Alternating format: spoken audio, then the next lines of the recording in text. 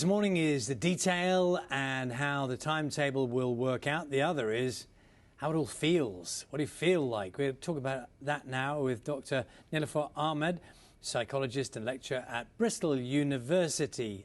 Good morning to you, Professor. Good to see you, Doctor. We're in that strange place, aren't we? We have, if you like, a goal in sight towards the end of this. And that in itself brings challenges because maybe we're gearing up for it, but we know there's still a little way to go.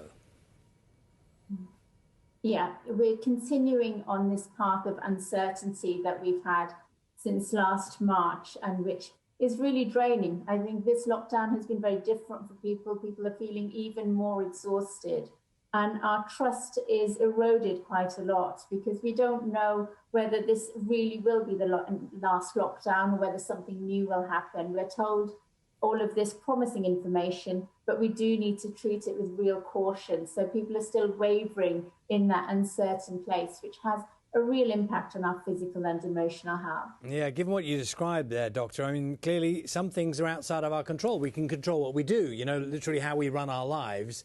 But the decision making we can't control. So how do you kind of get that into a comfortable place in your head?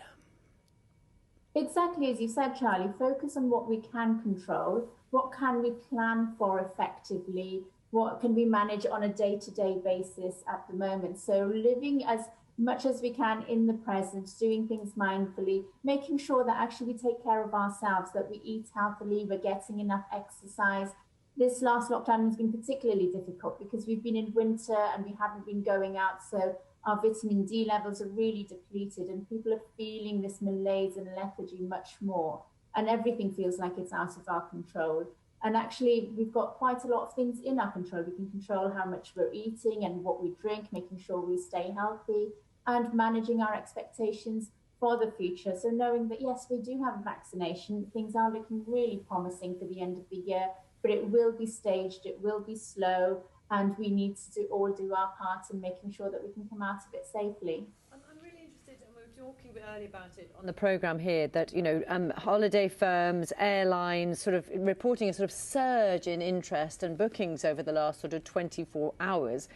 Do you think, I mean, you know, so many people will be hopeful that they can perhaps do something. Does that help, the fact that you've got hope, even though we are getting accustomed to things changing? Hope is so important to us, and we've seen this over Christmas when people were really looking forward to seeing their families over that 5-day period, and suddenly we were told we couldn't see our families, and that led to a mood of despondency across the nation because everyone had planned for that. And having this hope restored is so important for well-being. It's important for the mood of the nation, for within households and families, having something to look forward to. Even if you haven't booked a holiday, plan for things in the summer that you can do with your family and friends and people that you will see. And maybe have another plan as well. So in an ideal world, we're flying away to a hot destination and it'd be fabulous. But if things do get a bit more restricted again, then what else can we do within those restrictions? It's very likely, fingers crossed, that we'll have the same level of summer we had last year, where we can mix with some people, we can be outdoors. So have a couple of plans in place so we're not caught short. Yeah, and there's things that can, you know, small things in some ways that can make a difference. Charlie was talking to the Health Secretary earlier about when we might be able to hug, and I think he said May the 17th at the earliest. There is a date attached to that, which seems so odd, doesn't it? I mean, even physical contact is really important, isn't it? It's so important, and we really rely on touch a lot. And actually, it's more than the physical contact, it's the connections that we have. And one of the reasons people are feeling really exhausted and lonely is a lot of that non-verbal contact, that non-physical contact as well. If you think about in our work days where you would walk around and you'd nod and say hello to people, you'd have a little bit of connection, and that's so important for our well-being. It makes us aware that we're not alone. The majority of our communication, more than half of that, is non-verbal, has nothing to do with words. It's about the eye contact, it's about the smiles, it's about the way we face people. And when we're on our own, we're missing that from other people, and it can feel really isolating. So hugs will be wonderful, but also just seeing other people and smiling. Oh, thank you so much.